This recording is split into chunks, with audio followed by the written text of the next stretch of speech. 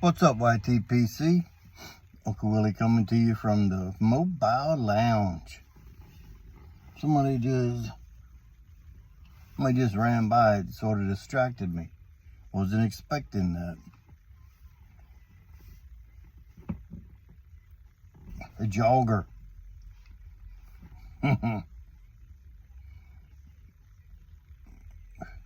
Anyway, here we are, hump day. I was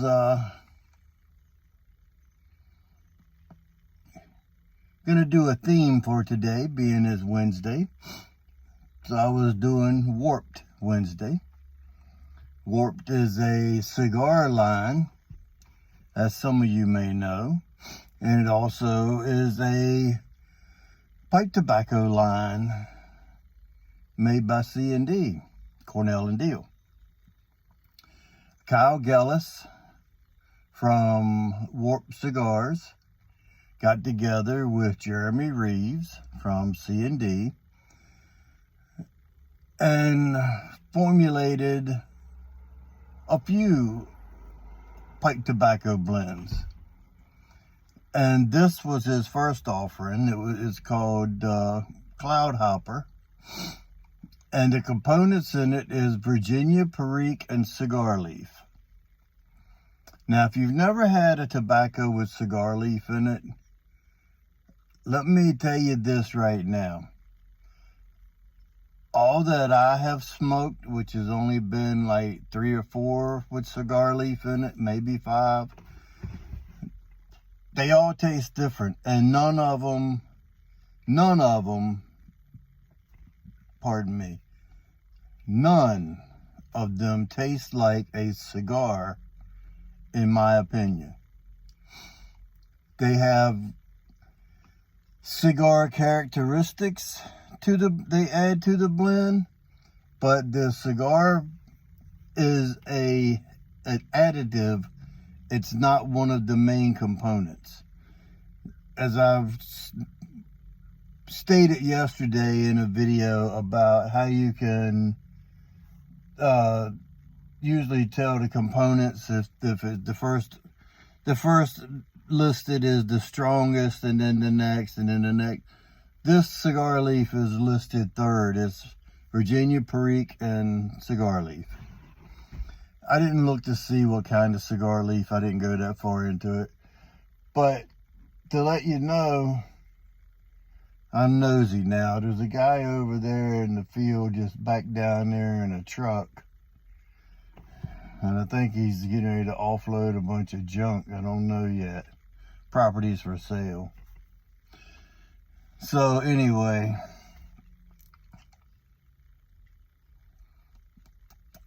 lost my train of thought.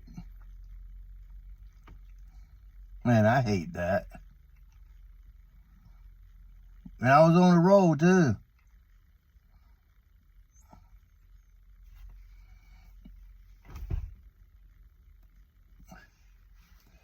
I was telling you how this is, the components listed are Virginia, Perique, and cigar leaf. The cigar leaf, in my opinion, keeps it at a flat. It's hard to explain, but it's like a flat earth tone to it. The Perique is hardly noticeable so far. Stays lit well, and it was moist. It's almost 2 years old. I've looked at my tobacco, my jars that I consider them what I smoke out of, not cellaring. They're all just in flats sitting on the table and all. I have a box with drawers that's got tins in it for the cellaring, so to speak. But this was jarred up. I didn't look at the other 10 that I haven't opened, but I know it's over a year old. So the Perique has actually calmed down a little bit. The Virginias aren't bitey. They're a bready type Virginia. You don't get the citrus from the red Virginias. This is more of the darker Virginias. This is a dark broken flake.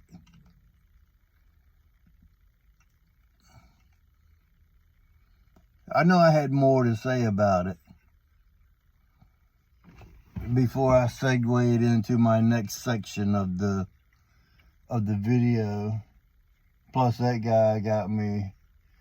He's down there, looks like he's unloaded dirt or something. It may be mulch from his flower bed. He's sweeping out his truck now. Anyway, I'm smoking an Ardor pipe.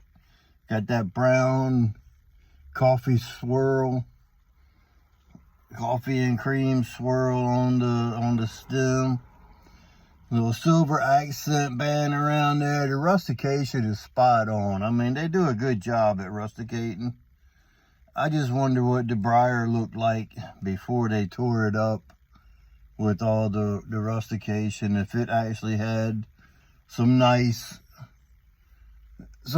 grain in it, because this is sort of going diagonal. So it makes me wonder sometimes, even with these expensive pipe companies, what the briar actually looked like before they do their specialty rustication on it.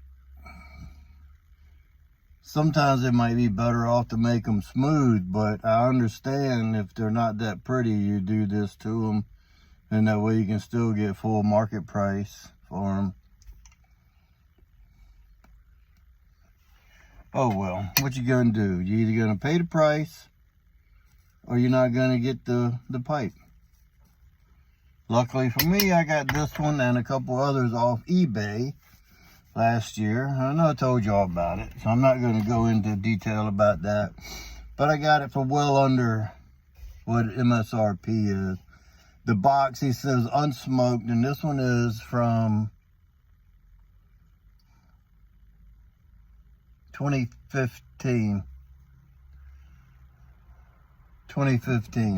unsmoked. The box had $3.99 retail MSRP.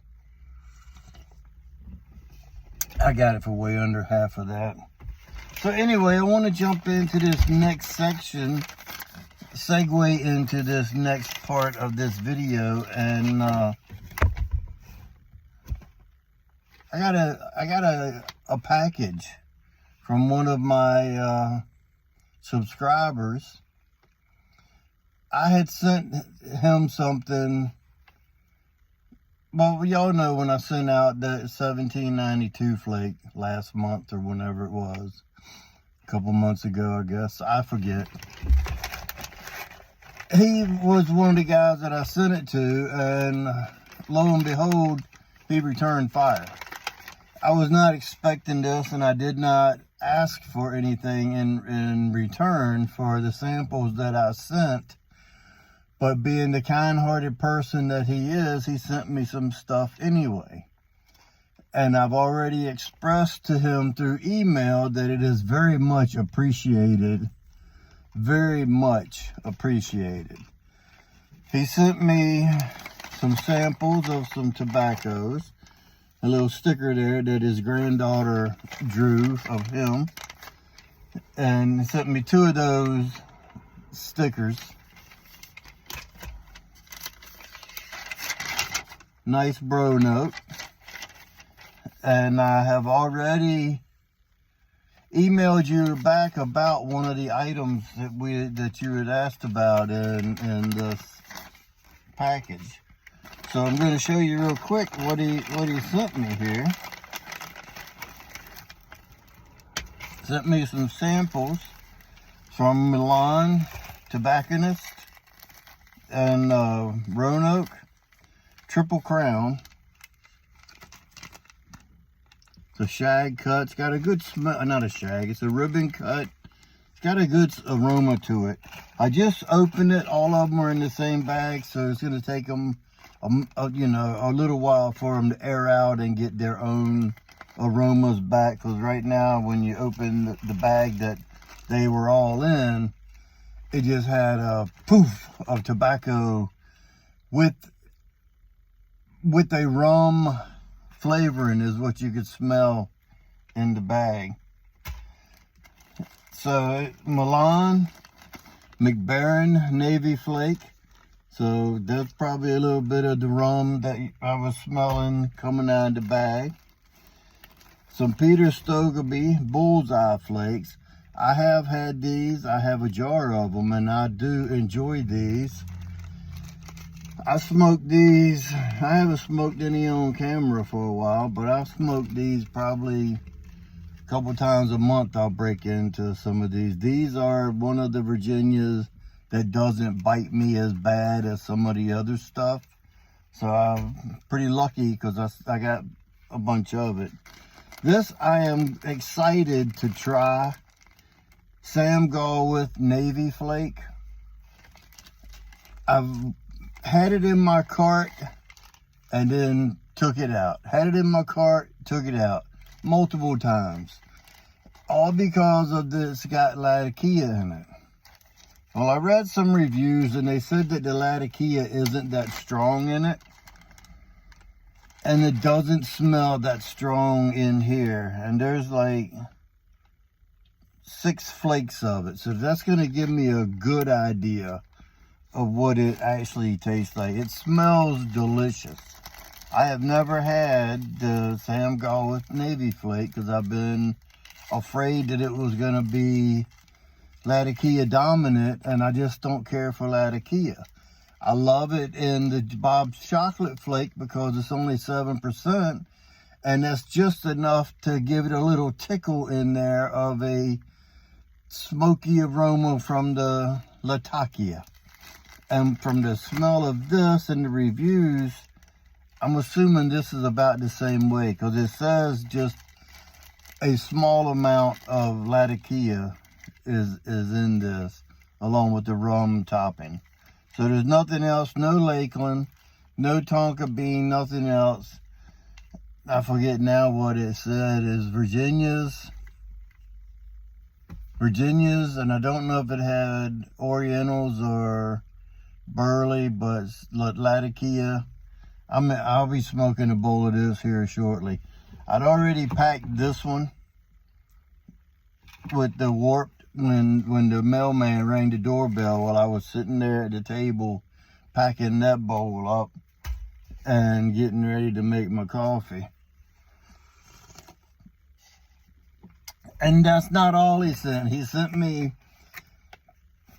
without reading it, I can't remember exactly how he worded it, but he sent me a little stay ready package. If you know what I say, if you stay ready, you don't have to get ready. Well, he sent me a little package to stay ready, so that way I don't have to get ready. So he got a double blade lock back knife. You can see the 2 locking positions and then the bright flashlight. I'm a firm believer that you cannot have enough flashlights. I've got one almost every table in my house. I got one on the dining room table, one beside the table where I sit, and one in the kitchen on the counter. My wife, I put one on her nightstand, one on my nightstand, and she's got one in her bedroom. And I've got a flat magnetic flashlight that's on the refrigerator. I mean, I'm a firm believer you can't have enough flashlights. And when I saw that, I got as excited over the flashlight as I did with the tobaccos. So, man, you really tickled my fancy with this package. I appreciate it. Not going to mention his name, but I'll just call him JD for now. He made a comment in here in his bro note that he had thought about presenting at one time or multiple times, but he says he's chickened out. Let's encourage him. Tell him, let's go, man. Make a video. Once you get past your first one, it's easy. And it don't matter. They're going to watch it or they're not. And I'm at the point now that, you know, of course, I want more subscribers. And I appreciate each and every one of you guys. But if I don't get any more subscribers, I'm happy where I am. I'm happy doing the videos I do for the people that watch it and the people that interact and stuff like this, man, the camaraderie. So come on, JD, get your camera rolling. I'll be one of your first subs. Let me know when you get ready to do it so I can watch it. Come on, man. So now, since I'm ready, you know what that means. Until next time, you know what to do. Stuff 'em and puff 'em.